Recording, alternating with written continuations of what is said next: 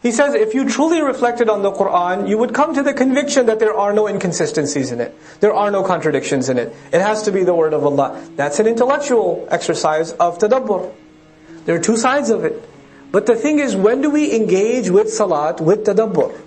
With Qur'an, with tadabbur, I said it in the sentence before in the question, it's salat itself. Salat is the exercise of tadabbur. Salat, when we recite Qur'an in the prayer, that is supposed to be the moment of reflection and thought.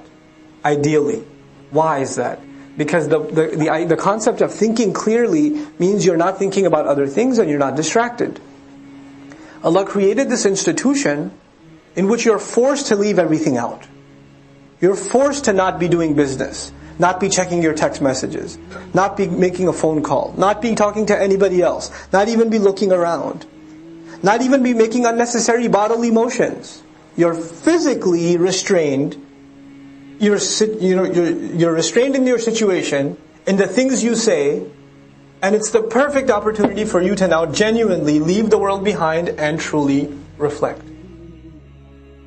Now, if someone becomes a person of reflection, it starts, if it's real reflection, then it starts cleaning the way they think, and it starts cleaning their heart. It's an intellectual cleansing and it's a spiritual cleansing. It's a cleansing on both sides. Salat can do that if it's a conscious exercise. That's why Allah says here, you have these issues, and these issues are spiritual in nature, they're moral in nature. Greed, lack of sabr. And the solution to that, Allah says salat. Salat. But and I said, how come our salat doesn't do that? Because our salat is missing what still? It's missing tadabbur, it's missing khushu'. It's missing reflection. That's what it has to gain. That's the real project in the life of a Muslim, I tell you. Our character transformation is in the prayer itself. That is the spiritual healing of a believer. And that is the ultimate project of a believer. How do I become conscious? Because it's very hard for us to turn everything else off. When we say Allahu Akbar, there are processes running in our mind, and they're still running when we say Allahu Akbar. The guy writing code leaves, he hears the iqamah and he hits a slash and he says Allahu Akbar and he's finishing code in the salat. Before we walk into prayer, we have to understand the purpose of that exercise. By design, look at the institution as what it is.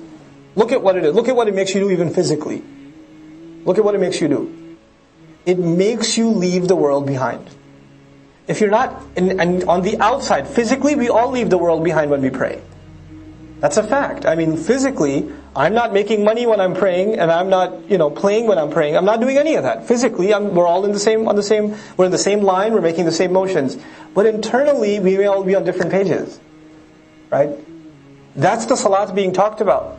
So, إِلَّا الْمُصَلِّينَ, and then he adds, الَّذِينَ هُمْ عَلَى صَلَاتِهِمْ دَائِمُونَ, and those who are constant, especially when it comes to their prayers.